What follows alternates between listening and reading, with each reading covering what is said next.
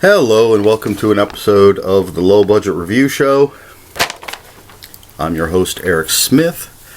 As I record this, it's less than 2 weeks away from Christmas, and nothing says happy holidays more than a xenomorph using its secondary jaw to punch a hole through your skull.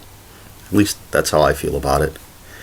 So my little buddy and I are here to talk about Alien: River of Pain by Christopher Golden. This is the third book in the Loose trilogy that has recently come out. This is from Titan Books, and it is an officially sanctioned Alien novel. Love those covers. Xenomorphs are so cool. So, River of Pain. Now this book, as I said, it's the third book in the new trilogy. It's a very loose trilogy. This tells the story of Hadley's Hope. The rise and fall of Hadley's Hope, which is, I have to check, LV-426, the planet, or moon, that Ripley and the crew of the Nostromo encounter in the first Alien movie. And then, of course, the setting for the second movie, Aliens.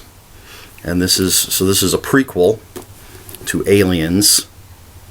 You could call it Alien 1.5, I suppose.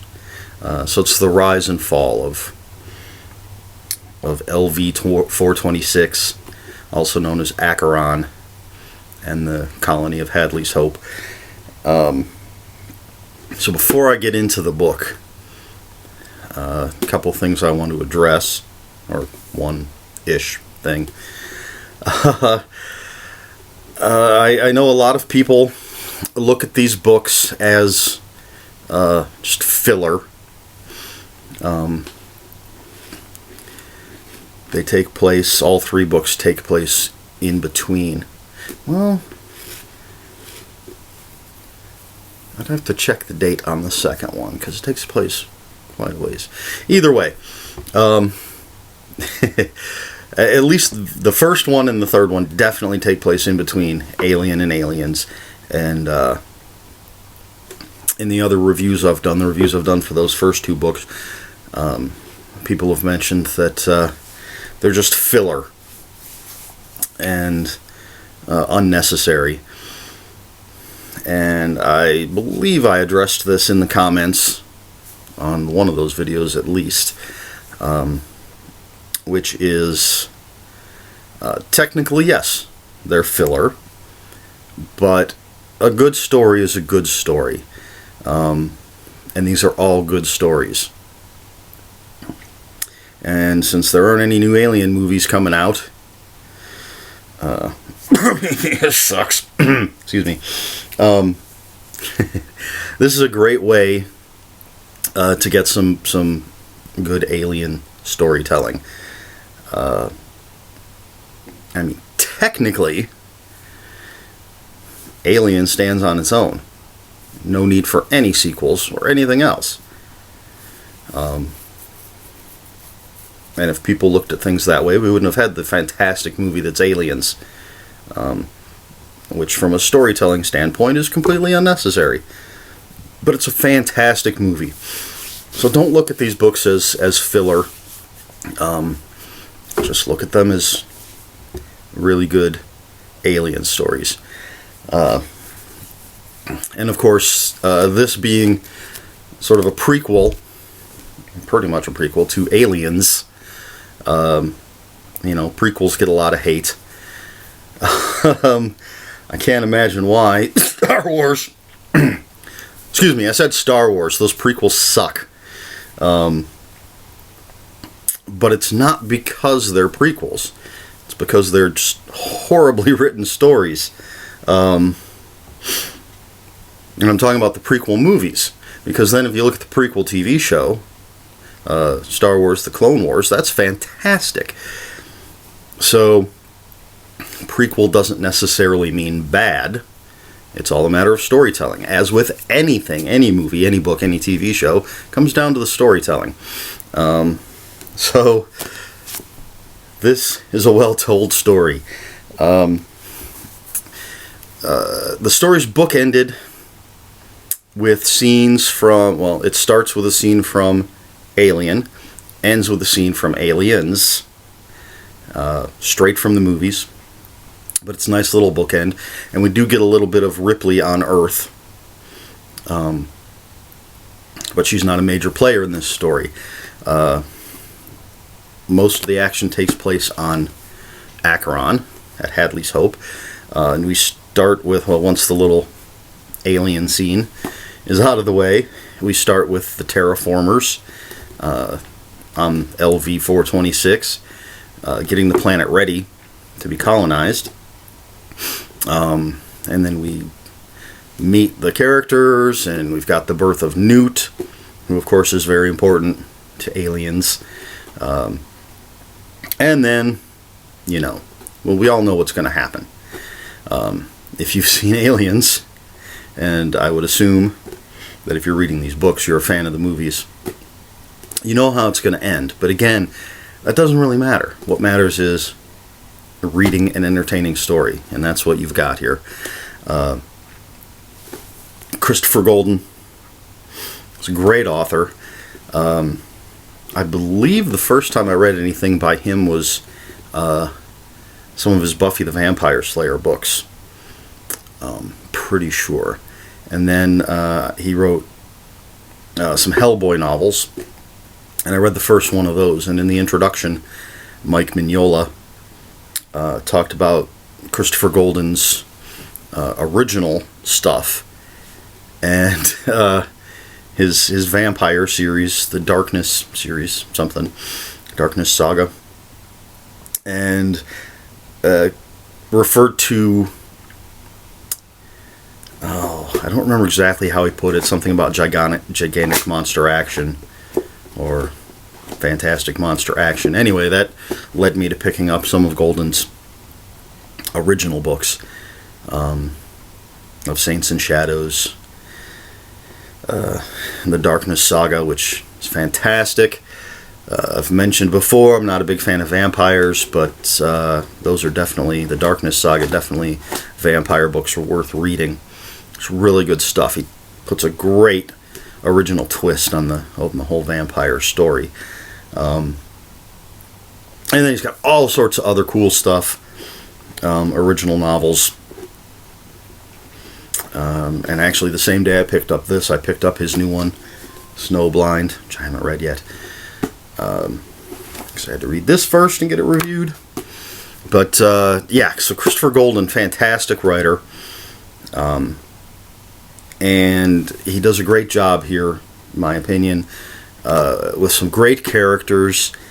Of course, your main characters, you've got Anne and Russell Jordan, the parents of Newt, who are a couple of wildcatters, which means basically they went to Hadley's Hope to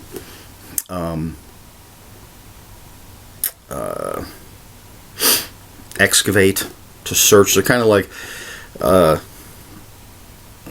the gold miners back in the day. All those people that just went west hoping to find gold, find some sort of treasure. Well, you've got all these wildcatters that go to these different places, like Hadley's Hope, simply hoping to find something that's going to allow them to make their fortune. And that's why the Jordans are there. And they're interesting characters. And then you've got the new Colonial Marine commanding officer, Captain Brackett. He arrives early in the story, and of course plays a major part. And through him we get to meet and interact with a bunch of the different Colonial Marines, who are of course an important part of the story. It does take a while before we get to the xenomorph action, but it's time well spent. We're getting to know the characters. We're getting to know Hadley's Hope, how the whole place functions. And it's so well written. The characters are interesting enough that I never once got bored. Excuse me, I just wanted to keep on reading. Not just because I wanted to get to the crazy alien action, but because the characters and the writing was so compelling. And a lot of stuff does go on. It's not like it's just interpersonal. Excuse me. It's not just interpersonal relationship stuff. There's a lot of action going on. And a lot of conflict. And of course, Wayland Yutani is involved. I think between them and the Umbrella Corporation from Resident Evil, I'm not sure which is the most evil corporation there is.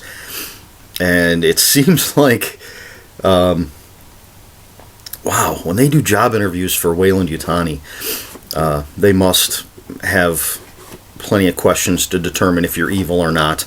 And you only get the job if you're actually evil, because it seems like the people that work for them are just scum. Wow. You got plenty of those. I guess not all of, well, not all of them, but most of them just seem scummy. It's all about making the money and finding the, well, in this case, finding the xenomorphs. Because they're pretty sure they're there on the planet. And I think it's pretty clear that that's a big part of what they're interested in the Alien movies. Pretty clear. It's absolutely clear. They want xenomorphs. So, it doesn't matter who gets in the way or what the cost. Wayland Yutani's going to get what they want. So a lot of great characters in here. Which is, if you've ever watched any of my other videos, book reviews, you know how important character is to me. If you don't have the characters to care about, then that's when the story falls apart. You can have an average story can be elevated by great characters. But a great story can be destroyed by horrible characters. You know, it's a balancing act, and Christopher Golden does a good job of walking that tightrope, as it were, because he's got a good story and interesting characters. As I said, yes, we know how it's going to end, but I, for one, like to see how we got there. Is it important to me? Does it change how I view the movies? No. But it's entertaining. And there's lots of crazy alien action. Man, that's so scary. I love these greatest aliens ever created. Predators suck compared to these guys. Plus, the Predator's batting average for movies isn't as nearly as good.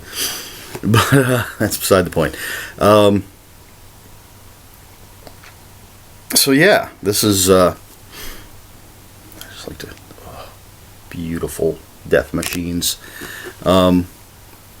It's a good story, even though we know the ending. I think you're going to care for some of the characters. And as I often enjoy, there are characters that you just can't wait to see get ripped apart by the aliens. But that's what some characters are for. And it just makes it that much more entertaining. But yeah, it's good stuff. It really builds a nice little base that you can take it with you when you watch Aliens, and kind of plug things in. But you don't have to. It's entertaining. That's what it comes down to. And that's what I'm reading it for. And I felt that way about all three books. I've heard people make some complaints. I know people that have enjoyed them. or at least I've talked to some people that have enjoyed them, and I've talked to some people that didn't. But as I said, it's, you know, it's, yes, it's all filler, but a good story is a good story. I know I keep saying that, but I think that's the most important thing. Yeah, so there you go. As I said, this is the third in the Loose trilogy. But as a little teaser in the back, no date, just coming soon, but Tim Levin, who wrote the first book in this Loose trilogy, it has a little one-sheet ad for a new trilogy that he's going to be releasing. Part 1 is Predator Incursion, Part 2 is Alien Invasion, and Part 3 is Alien vs. Predator Armageddon. So there's more alien action to look forward to. I have no idea when this is set, where it's set. I know nothing about it. It's not really true. I do know some of the names that are in the book, because Tim Levin asked for people to volunteer their names to be planets, spaceships, characters, all sorts of different things. So he's already mentioned some of the names he's chosen and what he's chosen them for. But that really doesn't tell me anything about the story, so I have no idea what the story is going to be in this. So there's more to look forward to, but until then, I say you pick up this and the other 2 books in the series, and River of Pain. Apparently that's what Acheron means, so that's where that name comes from. Pick it up, read it, enjoy it, get yourself some xenomorph goodness, get to know the characters, get to know Newt. She's a wonderful character in here. It's nice to see her before all the trauma that she went through. Well, actually, we see the trauma she went through, but we do see her before that as well. The precocious child that she is. Just good stuff. Christopher Golden, great writer. Aliens, great creatures. I think that covers everything. I think it does. A little alien buddy here.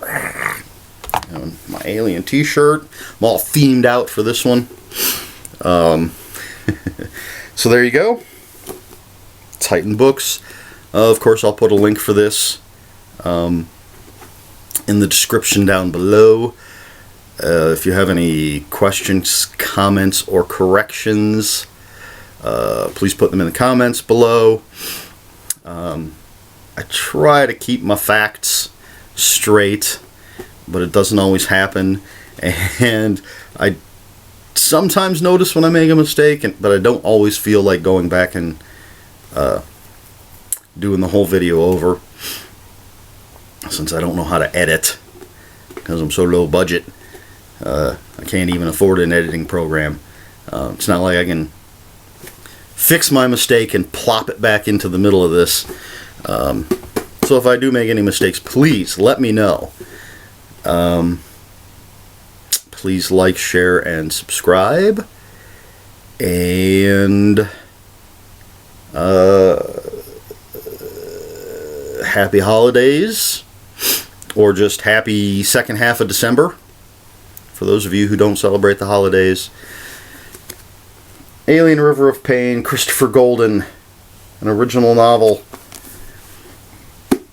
That's it this time. Until next time, read more books.